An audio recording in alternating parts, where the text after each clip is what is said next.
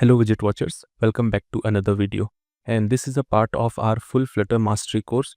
So before we start building big apps in this course, I want to take you behind the scenes of Flutter because most developers just memorize widgets, but they never understand what's actually happening inside the framework. And once you understand how Flutter truly works, trust me, you will write cleaner code, faster UI, and more scalable apps. So let me explain Flutter in the simplest and most beginner-friendly way. Imagine you are building a house. Flutter gives you an entire land, the tools, the materials, and the power to design everything exactly the way you want. But the magic is, Flutter doesn't depend on the existing building or structures of the city. It doesn't care about Android's button or iOS buttons. It draws everything by itself. Flutter has its own powerful artist, a graphics engine called Skia. So basically, Skia is a super talented painter who doesn't use old furniture or pre-built items. He draws everything from scratch, pixel by pixel. And that's why Flutter apps looks the same on every platform because Skia is the painter, not the operating system. Now, people often think Flutter is just a widget library, but what's actually happening inside is much deeper. Flutter works with three invisible trees. And don't worry, this is the simplest explanation you will ever hear. First, we have a widget tree. This is like a blueprint of your house. It's just the plan, where the walls go, where the windows go, what color each room is, and widgets are not the real UI. They don't live on the screen, they are just descriptions. Then we have the element tree. So basically, element tree is the construction team. They take the blueprint and say, okay, this wall is here, that window is there. Elements keep track of your widget's position, state, and life cycle. They are the real people who maintain the structure. And then comes the render tree. These are your painters, carpenters, and electricians, the actual workers who make your UI visible.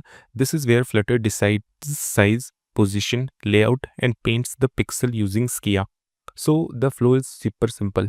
First one we have widgets, then from widgets we get the element tree, and then from elements we render the object, and that rendered object is shown onto the screen. Now whenever you hear people worrying about the build method rebuilding the entire UI, just relax. Flutter is incredibly smart. Let me explain. Imagine you are rearranging a room. You don't tear down the whole house, right? You only move the things you need to move. Flutter works the same way. When you build method runs, Flutter doesn't rebuild the entire screen.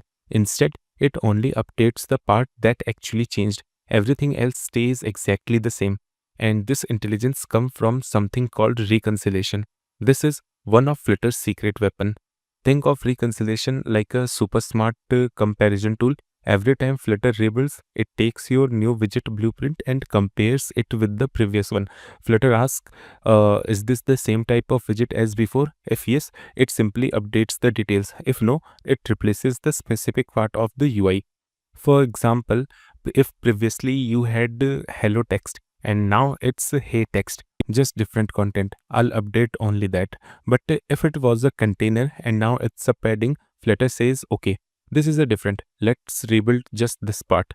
This is why Flutter feels so fast, because it isn't rebuilding the entire universe every time. It's only updating tiny affected parts. This is also the reason why using keys is important. Keys help Flutter identify which widget is which even when things move around, especially in lists. Think of keys like the name tags. When you are organizing a group photo, everyone knows who is who even if they change position. Okay, now let's talk about the rendering pipeline, the journey from your code to the actual pixels on the screen. So whenever you write UI and hit save, Flutter goes through a beautiful sequence. First, it sends down constraints, basically asking every widget how big you can be. Widgets reply back with their desired size. Once the size is decided, Flutter starts painting them on a virtual canvas, and when everything is painted, Skia takes that canvas and draws it onto your screen with GPU acceleration. That's how you get 60 FPS or even 120 FPS smooth animations. And the best part, Flutter does not rely on the slow native UI system. It controls the entire screen space by itself. Full power, no middleman, no UI bridges. This is why Flutter apps look consistent. This is why animations feel smooth. and this is why Flutter rebuilds are cheap, and this is why Flutter is becoming the future of multi-platform app development. So now the next time you write a widget or call set state, just remember you are updating only the blueprint.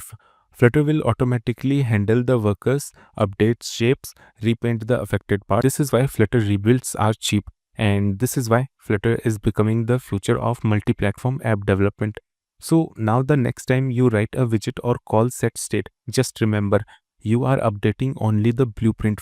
Flutter will automatically handle the workers, update shapes, repaint the affected parts, and show it instantly on the screen. That's the beauty of Flutter. Simple on the outside, incredibly efficient on the inside.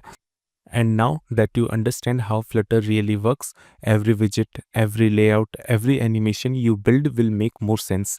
And you will start thinking like a senior Flutter developer, not just someone who copies code from tutorials.